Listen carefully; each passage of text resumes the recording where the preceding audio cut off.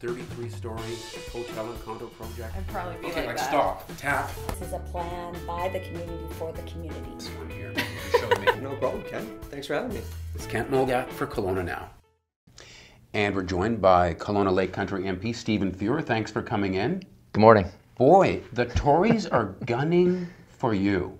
Yeah, they are. So we've had a couple of visits from Andrew Scheer and a lot of things said. I think that... Not necessarily true, but yes, a lot of we'll things get said. to some of that. But the loss in this riding for Ron Cannon and the Tories really was a surprise. And you can just tell that this is going to be a hotly contested riding, and the Tories are after it. Yeah, all those things are true.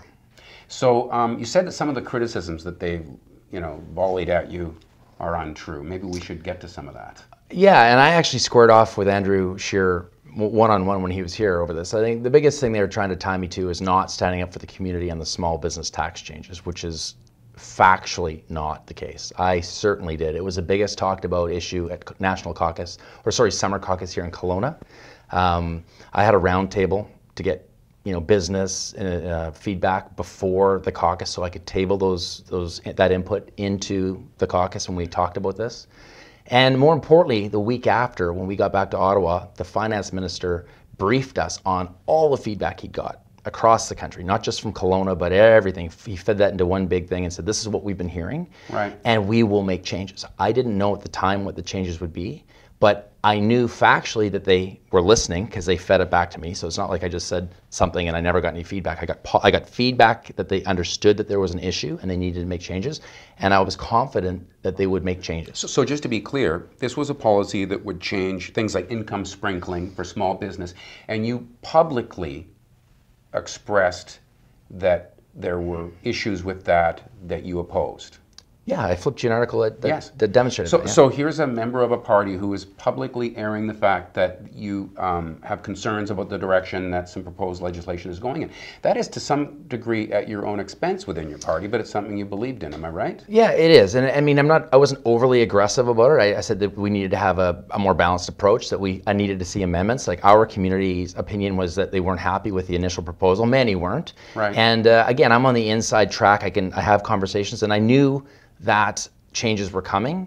I was confident there was going to be changes, and essentially what happened was the Conservatives put out a motion. Motions in the House are non-binding, and many people don't understand that. And they're usually designed as a wedge tactic, and they're designed in a way that they look innocuous, like, yeah, this is a good idea, everyone should support it, but there's some sort of poison pill in there somewhere. And they're usually designed that if the government votes for it or against it, it's a problem. That's what motions are used for. And all opposition parties use them that way, most of the time, or a lot of the time. So there was a motion from the Conservatives to extend consultations till the end of January, because they closed October 2nd. Seems like a good idea. These are big changes, and a lot of people were really worried about these changes, and I sympathize with that. I empathize with that. I understand that. But I had already had, I already knew the government had gotten the feedback. I already knew the government understood the feedback, and I was assured that there would be changes. So dragging this thing out over another 3 months wasn't going to change the fact that we just needed to get on with substantive changes. Right. And when you own a business, uncertainty is another really big thing, right? So let's not drag this over another calendar year. Many businesses' fiscal years line up with the calendar years, and let's make some meaningful changes that will make this better, and let's get on with it so businesses can plan. So I didn't support their motion because their motion didn't make any sense from where I was sitting. Right. So the way it was, what got under your skin was that they were characterizing you as someone that did nothing to stand up for any changes when you publicly did, and so there was that. Then you've been, I guess, attacked a little bit by another MP, Aaron O'Toole, yeah, saying that you're ducking him and won't meet to have a debate. Sure. So Aaron and I were, kind of duking it out over how, they treated veterans and veterans issues over how we've treated veterans and veterans issues. And just factually, they didn't really cut. They left unspent $1.13 billion on the road to that 2015 election because they wanted to balance the budget. It wasn't the only department that they didn't spend. There's many, but that was one. They fired 900 Veterans Affairs staff to disperse resources to veterans. And they closed those 9 offices, including the one in Kelowna. So that's what they did. That's a fact. And what we've done is we've invested $10 billion in Veterans Affairs. We have opened 10 offices, to include one extra one in Surrey, but we reopened Kelowna. And that was a bit of a win for us. I mean, those offices were going to open. That was a promise. But they weren't necessarily going to go back to where they were. It was going to be based on needs. So, I mean, I had terrific. But here's a fair criticism. You know, with whose money?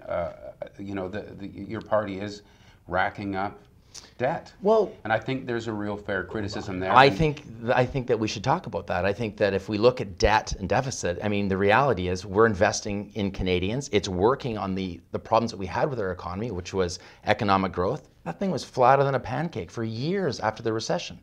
The previous government couldn't figure out how to stimulate the economy. They just couldn't do it. And investing in the future. So this is the appropriate time to add to debt. Anybody and the investment is relatively small. We're a $2 trillion economy, and any third-party organization that I'm reading from says this is the time that Canada, South Korea, Germany should be investing in themselves. Haven't we seen good growth over the past year? Isn't it? Yeah. So isn't it supposed to go that in times of growth, that's when you actually sock it away? Instead, your party continues to add to it. Well, there's other things we need to think about. Digital economy, artificial intelligence, automation, those things are on our doorstep. That's going to change and is changing everything. We're investing heavily in research and development, and all in science and stuff. All those things are important. So, and if you just look at the numbers, and this is the part that I used, we talked about this. I used to support the other guys a long time ago. A former conservative. Yeah, well, progressive conservative. That doesn't currently exist anymore. But let's just look at the numbers. The Conservatives have governed for 38% of the 150 years we've been a country. They've 74% of the debt they've accumulated. Right, but I think we want to keep the discussion in the here and now because we can't go back in time. So what I'm saying is, I'm just thinking if the Conservatives want to attack the Liberals, sure. I think debt is a fair area to criticize. I agree, but it's what do we get for the debt? And I agree. So the $150 billion we got under Harper, so there's only two, in my opinion, there's only 2 records that matter. There'll be ours, obviously, in 2019, and there'll be theirs. Any government before that doesn't matter.